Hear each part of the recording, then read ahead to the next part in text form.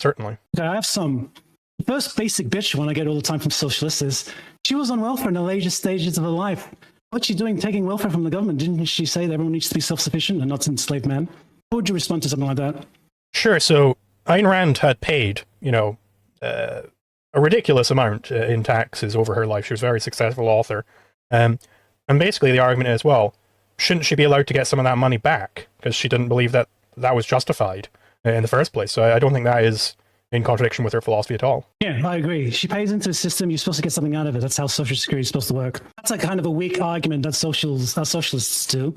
But I want to go into more confronting ones I found out later down the line. So if you know about her personal life, she had an affair with a student, Nathan Brandon. You know about this? So they both cucked their wives and their husbands and got together. Ayn Rand was a mentor, you could say, 25 years older and not that much of a looker, I'd say. So this is kind of based on power dynamics, like I'm guessing. But I consider this Jewish degeneracy, the way they having sex with each other, having an affairs. I expected more from a philosopher who preached the values of virtuousness and goodness. Yes, I do think it's not lining up with her philosophy on love to have multiple lovers. I think she was wrong about that. The justification she tried to give, or other objectivists at least have tried to give, is that, well, she was such a unique woman that one lover isn't enough to satisfy her, but that's clearly just in contradiction with everything else being said. What a cope. Yeah. It's worse than that, though, isn't it? Because Nathan Brandon also had another affair. So at the time, he was juggling 3 different women, his wife, Ayn Rand, and one of his students. So that's a harem, an objectivist harem they have here. And if a leftist would have said to me right from the start, this is what people do, it would have turned me off right from the start. So I don't approve of this kind of behavior and content, and expected more. Yeah, I mean, I certainly don't approve of that type of activity. But that it's fundamentally also just not part of objectivism. Whatever Ayn Rand's personal moral failings were, and she just wasn't living up to what she was talking about. Right. Well, again, if you're preaching virtuousness and goodness and you're doing these kind of things, it created a schism between the objectivism. Like they didn't speak to each other from then on out. They went their separate ways, right? It created a big affair, a big conflict within the movement. I would say it hasn't recovered since then. Yeah, probably, but more so, I mean, the objectivists, they love to have their drama. And, ultimately, in the same way that I'm creating a new wave within anarcho-capitalism, I'm creating a new wave within objectivism. And as new objectivists, we don't really give a shit about the beefs of dead people. We don't care that Ayn Rand didn't like Murray Rothbard, or that she didn't like Nathaniel Brandon, or that David Kelly had a big old scuffle with Leonard Peikoff. These are just beefs. I don't care about these beefs that happened decades before I was born. I don't think anybody else, really, the new objectivists, care too much. Okay, well, I care. Let's move on to some other topic, racism. She said she viewed racism as a form of collectivism. That's, let's read. Judging individuals by group membership rather than their own reasoning and choices is bad. The lowest, most crudest form of collectivism. For brutes, tribalism, it divines reason and choice and replaces them with a kind of biological determinism. Do you agree with that? Yeah, if you're going to be a biological determinist, that would be at odds with the objectivist philosophy. That's definitely true. You have to judge people as individuals first and foremost. Now that isn't saying anything about biological differences between races or anything like that. She's not a biologist, of course. She's just saying that that if they are a human has the capacity to be rational, and you should judge them as an individual if they're being rational, or if they're being irrational, you should judge them negatively as well. So no judging based on tribalism, more on an individual focus. Yeah. Okay, let's compare that to another quote she made in 1974. They argued that Native Americans had no valid claim to the land they lived on because they lacked the Western concept of property rights. So she didn't think they'd have the right to live in the country merely because they were born there, and they lived like savages. She said colonization was morally justified. Any white person who brought up elements of civilization had a right to take over the content. Now, if I said that in Australia, where I am, that would be hate speech, a form of racism. Would you agree? It's not necessarily racist, what she's saying there. She's not saying that the natives didn't have the capacity to have property or anything like that. She's just saying that she's making an empirical claim that they didn't, in fact, have a Western understanding of property rights, and they weren't going out there and, in our terms, homesteading this stuff, which was then taken from them, which is correct. Just because you live on a continent doesn't mean you suddenly own that whole continent, right? You're making a blanket statement on tribes. White people are superior.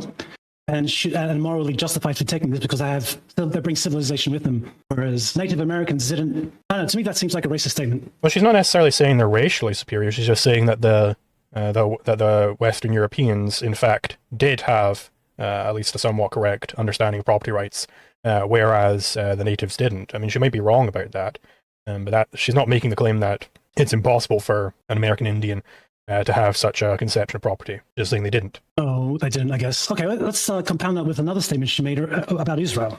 On the side of which side to choose around, Israel or the Arabs, I would certainly say Israel because it's the most advanced, technologically civilized country amidst a group of totally primitive savages who have not changed for years, who are racist, who resent Israel because of its bringing industry, intelligence, and modern technology into their stagnation. When you have civilized men fighting savages, you are supporting civilized men no matter who they are. The Arabs are the one least developed cultures. The culture is primitive and resent Israel because they're a sore beachhead of modern science and civilization on their continent. Again, I view this as a racially charged statement. I mean, this is like supremacy, right? Jewish supremacy? Not necessarily. Again, she's saying that it's a primitive culture, which may or may not be true. But she's not saying that, racially speaking, it's impossible for Arabs to be more advanced than Jews. She's saying that she's making an empirical claim. She's claiming that, well, the Arab culture is backwards and is, stunted in effect. She may or may not be right about that, but, that's an empirical claim. Very diplomatic answers you're giving me.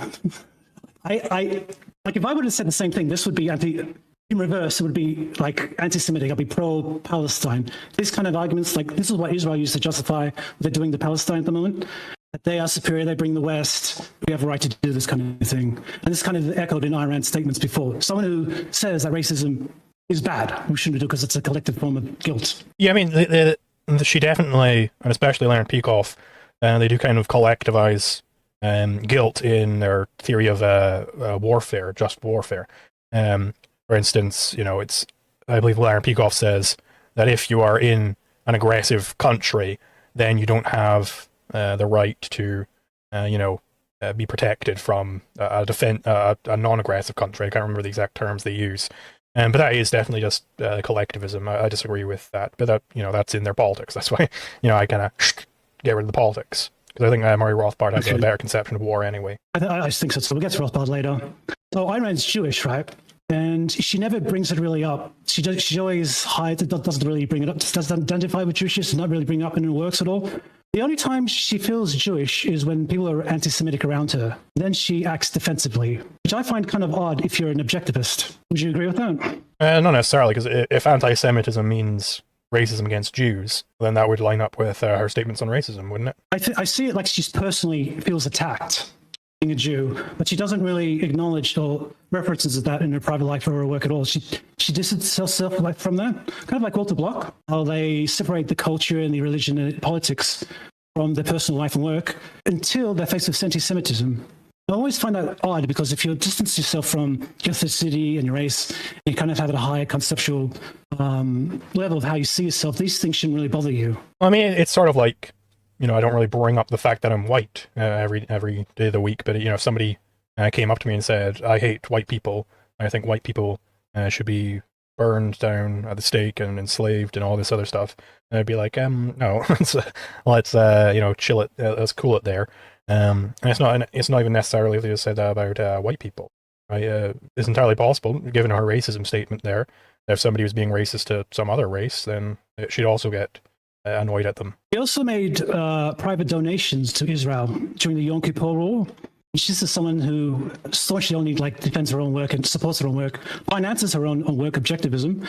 But this is an odd case in the fact that she was promoting a different country through her donations and actively saying that people should support her in her speeches, support Israel in her public speeches as well. So I see this again, her kind of talking about her Jewishness, also separating herself from being Jewish. I see that as a conflict. I mean, she was a minarchist, of course. It's not necessarily at odds for a minarchist to be donating to a country, right? She wasn't an anarchist. The reason for doing so was because they were civilized. She didn't say that the ethnos part of it, though. She didn't say she's doing it because they were Jewish and that she got a bond. She abstracted it away, saying this is a higher form of civilization. They're defending themselves against a lower form. When in truth, I think she's doing it because she has ethnic ties to the people in Israel. Well, I can't really speculate as to Ayn Rand's motivations. I don't know about that. Mm-hmm. So do you find it weird that there's an overrepresentation of Jewish authors in anarcho-capitalism and libertarian thought? No, not necessarily. The Jews, they clearly have a work ethic, a tenacity. I don't think it's anything, sinister going on. Anybody can write a book if they want. If you want to write a book, you can write a book. They are 0.2% of the population. Ayn Rand, Nathan Blumenthal, Nathan Peacock, Alan Greenspan, Mary Rothbard, Mises. The odds of that is statistically unlikely. Not necessarily. And from the flip side, you don't think so? Yeah, not necessarily. If they've got a different slots. Well, yeah, but slots is equally likely for each person. It's not necessarily equally likely that a Jewish person and somebody else will write a book, a successful book. That's not necessarily equally likely. It's also the case on the left side as well, though. Karl Marx, Trotsky, Emma Goldman, they're also Jewish as well. Okay. Do you find that odd? Not particularly. No, okay. Both of these, I would say, are revolutionary kind of ideologies. So they go into another country, espouse these ideologies. If they're implemented, it would be a very big change, and it's like a revolutionary, different change. But when it comes to Israel, they don't really promote that there. I don't think that's true. This is more for... You don't think that's true? Yeah, I mean, look at Murray Rothbard. Has he ever said that Israel should be a state and he doesn't want it to be anarchist? He said that the state of Israel is illegitimate, was born from terrorism and blood. UK promised on the side of the land. Right, so does that not throw a bit of a spanner in the works there if you're saying that all these Jewish authors, they're making an exception for Israel? Like Rothbard isn't making an exception for Israel. Rothbard is the only person who's consistently being an ancap. So I like Rothbard in that regard. But Ayn Rand and Walter Block don't take that position. They defend Israel and the IDF and all the things that they do. From a libertarian or anarcho-capitalist standpoint, they shouldn't be doing that. Okay. Ayn Rand, of course, was not an anarcho-capitalist. She was a libertarian, right? Objectivist, sorry. Yeah, she's an objectivist. Right. But she's supporting the state of Israel. Well, what is her reasoning for that support, though? She's saying she's supporting it in the capacity that this is a more civilized place, fighting against less civilized place, right? Yes. So she's not saying I support them because they're Jews, and that's the difference. You can speculate as to what her motivations for that is, but I don't think there's really any way to square that circle there. Like, I don't know what her motivations are. You're not going to get any special information out of me on that. Well, what about Walter Block? Do you know the story about him? He got disbarred from Mises Institute for his support for Israel. Yes. And my understanding is that, well, that was wrong because I think Mises Institute should be a pure economic academic institute. So I find it odd that he had a different interpretation. Like anarcho-capitalism is for America or England. It's not for Israel. It's for us. It's not for them. I don't think that's necessarily what he said, though. He didn't say Israel is a special case where Israel gets to keep its state and doesn't have to get rid of it. I think he does. Where did he say that? If an interview with philosopher and Jack Lloyd, he did say he would rather the state of Israel conquer the neighbors for the safety. Right, but that's not saying that they're a special case. He's not saying that he wouldn't prefer if they're anarchist. Sorry, I don't follow. So I haven't read all of Walter Block's works, of course. He's got a bunch of them. But I haven't seen him making the claim that Israel is a special case where Israel would be better off with a state than without one. Right? That's the claim you're trying to make there. I haven't seen that happen. No, I'm saying he's supporting the state of Israel, and it cost him everything because it goes against his work, the anarcho-capitalist theory. Well, he's got a particular theory on defensive wars, I guess, and you can say that's wrong. It's an incorrect theory, but it's not necessarily making a special case for there to be a Jewish state where there wouldn't be, where everywhere else he wants to be anarchist. That's the claim you made, and I haven't seen him making that. No, I'm saying if people are anarcho-capitalists, they should be taking the Rothbard position and saying, well, states are illegitimate. But he doesn't do that for Israel. I don't think he says that. I don't think he says that Israel is a legitimate state. You have to presuppose that in order to do what they do. Not necessarily. So it could be possible that I could say that America is an illegitimate state, and yet I would prefer if America didn't get nuked by Russia or the USSR. Right? I could even say, you might think this is wrong and in contradiction with the theory, but I could say that America is indeed illegitimate. I am an anarchist, but I would rather if before the USSR got nukes, then they nuked the USSR into submission, right? You might say that's incorrect and in contradiction with the theory, but it's not necessarily saying that America is legitimate. Well, for this argument to work, I had to find, I guess, a case from Walter Block or Ayn Rand that states that, I guess. That's going to be difficult. But what about spanking children? I talked to Walter Block while he was in Sydney, asking if the non-aggression principle applies to children. And he said no, saying that that's different and special. Do you agree with that? No, I don't agree with that. I think a lot of these people have an incorrect theory on the rights of children. I think the NAP applies universally. Children are a special case in the sense that they can't tell you what their will is. That's what makes them a child. They can't understand what they're saying. They're basically babbling.